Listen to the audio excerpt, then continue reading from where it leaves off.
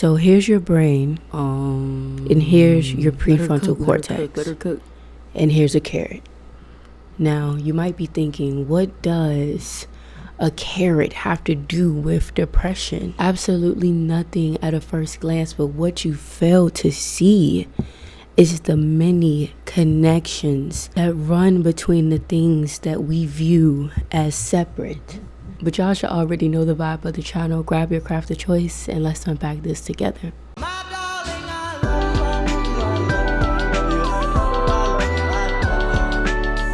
Hey, welcome back. And if you are new here, then hello, I am Shae, and I'm just here to share my perspective with you to help you make sense of your own.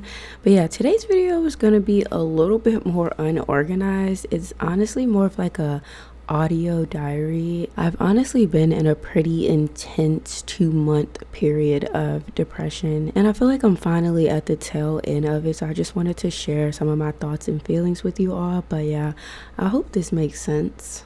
Whoa, wait a minute. Say that again. My life is like a fart. Smile, what's the use of crying? I don't even know the damn song, but nah, that song is like really like hitting right now, because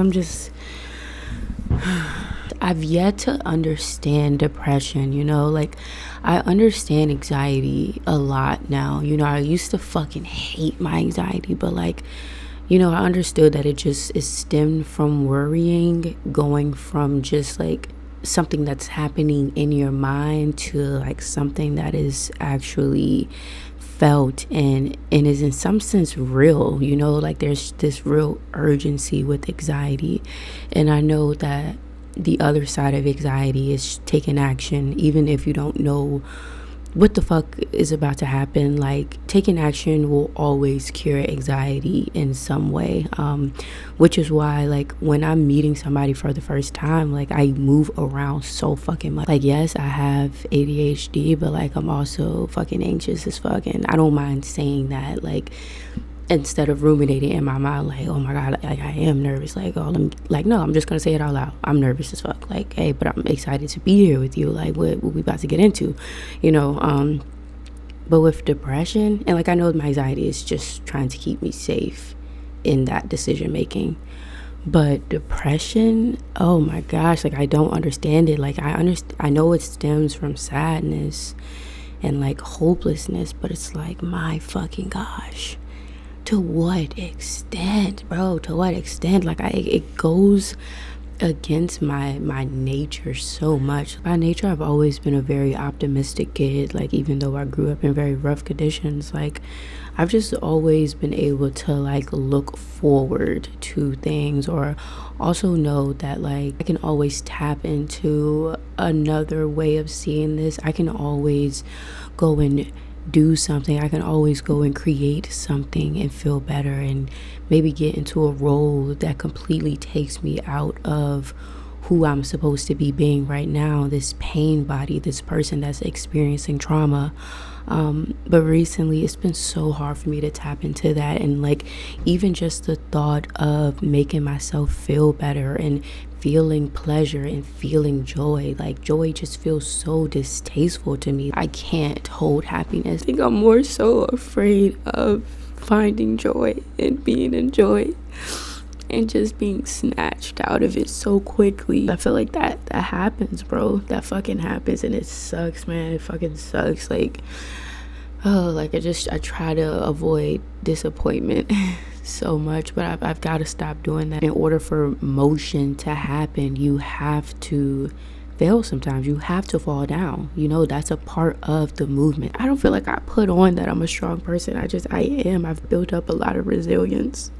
So when, you know, things come to contradict that, it makes me feel defensive, and it's like I don't even know how to explain all that I'm feeling, but I know that I'm ready to step out of this. I'm just afraid what's waiting on the other side for me. I'm afraid of all the goodness that's waiting on the other side for me.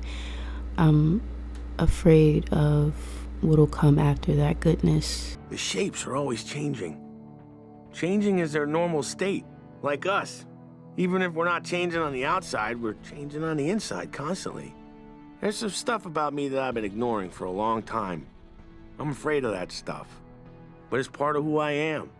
As long as I know the shape of my soul, I'll be all right. Wow.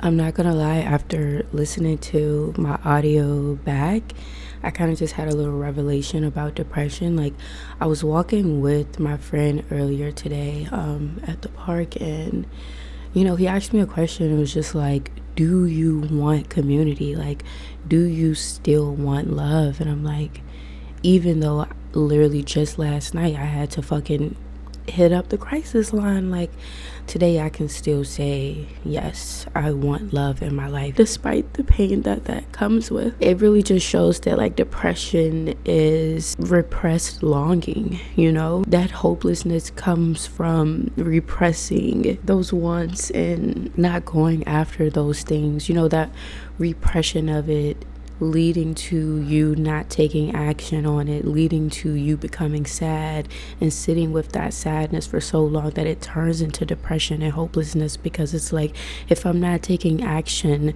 I'm not getting closer to this thing. I'm never gonna have it. It feels like I'm never gonna have it. I was going somewhere with this, and then the tears came, and then I started thinking, hey, I need to stop crying. It made me lose where I was going. But I think we forget that longing is what creates inspiration. That longing is what keeps us alive, that longing for love and community. It keeps the dream alive. It fucking keeps us going, even though it's painful at times, because it's like, I don't yet have this thing. But when you tap into spirituality and you learn to trust God in the universe, you know that even though it's not happening right now in this present moment where I can physically see it, it is unfolding right now. It is starting right now. It's a consistent and constant unfolding that we miss because we're too focused on the pain. I don't think that we have to ignore that pain either. It's like, okay, what can I give to myself in this moment to ease this pain a little bit more, to ease this longing? Can I go to the cafe and study there so that I'm at least around people instead of staying in my own space? Or should I just hit up that family member that I haven't talked to in forever, but at least, and make it quality time. You don't have to settle and just have people around, what I'm saying? It's like, reach out to people and let them know that you want actual quality time, and make sure that's the time that you are getting. You can demand what you want, or you can ask for what you want. The worst that can happen is they say no, and if they say no, I can come up with a better idea for what I can do for myself. Baking pancakes, making bacon pancakes. Take some bacon and I'll put it in a pancake. Bacon pancakes, that's what it's gonna make. Bacon pancakes. Honestly, after I made that last audio, I thought that I cured my depression, but it's been a week since then, and I've honestly just been sitting with my own words. I don't know, I feel like my depression just has really been asking me, when will I recognize and live in my ability to attract what is well? I've been having to just sit with the fact that a lot of the situations that I've been in have been very damaging to me, and just sitting with that pain and that anger. And I feel like I've just been on a roller coaster of emotions and mental states.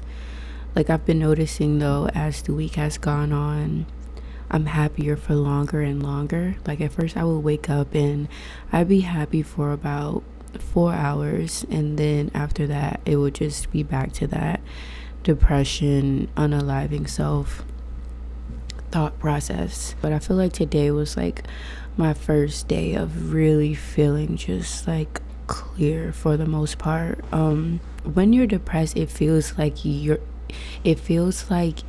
the things that are well for you, it feels like they won't nourish you. But it's just like you don't know until you try. Like, I'm really trying to adopt this whole mindset of start, fail, research. I was trying to use weight training as a way to pull myself out of my depression, but it just wasn't doing any justice for me. So today I finally went on a run, and that runner's high lasted literally all fucking day, y'all. I kid you not. Like, I feel so much more clear, and I'm like, okay, you need cardio in your life. Like, cardio is what you need, even though weight training may work for other people. But I'm glad that I did even try weight training in the first place, or else I wouldn't have known that, okay, cardio is my home. I mean, but honestly, I'm still feeling really all over the place, so this video will also be all over the place, and I know that's not even good. That's not good, because the algorithm has already been like just being so wishy-washy with me. Even if y'all click the videos, they don't share it with that many people, and that feels so discouraging in itself sometimes. Like, my creativity isn't valid, or like isn't wanted, or that I should just keep it to myself. I'm just tired of it at this point. Like, if you want to share the video, that would help a lot. I think I need to remember that even when I am depressed, even when I feel strained, my creativity is there for me unconditionally to support me. It might express itself in different ways. It might not pull as much attention, quote unquote. It is still there to help you transmute your feelings, to help you make sense of things, to help you release, to help you feel lighter, to just help you remember that things are constantly transforming. Like, there's still so much growth happening, and during that growth there's gonna be moments of pain, there's gonna be moments of discomfort, there's gonna be moments where shit just doesn't make sense and it just looks ugly as fuck, and it's just like, bro, am I even going anywhere? Your creativity is there to remind you that yes, you are. It is there to remind you that no matter how corny it sounds, you are a masterpiece. You are a masterpiece being created. And all those dreams and wishes that you've had for your future that feels like they've been lost to pain and lost to disappointment and lost to depression can be brought back to life, and those dreams are still there for you. I have a lot of different dreams. You know, I've always wanted to travel the world, but it's just like with inflation and, you know, the cost of living and just the world in general, it feels so impossible to do so. But my creativity reminds me that there is a way through, that there's always a way through. I don't have to be hopeless, because there's so much abundance in this world. There's so much abundance in this universe that has been promised to me that I can reach out and grab for, because I am living this life. I am alive at the end of the day, you know? We are living beings. We can reach out and touch things and change them automatically. We have to remember that power that we have. It's so simple, but it's so powerful. Yeah, I hope y'all like my new red hair color. It wasn't supposed to be this red, but here we are. Thank you guys for listening. Check out the description if you want to join our Discord, or if you want to listen to the audio version of this. You can also send in an Ask Shae question where I can give you my perspective on your situation. But yeah, thank you guys so much for watching, and subscribe if you enjoyed. Like the video, comment an orange heart if you're still here. If you're still here, comment an orange heart. But yes, thank you so much, and I'll see you in the next one. Bye.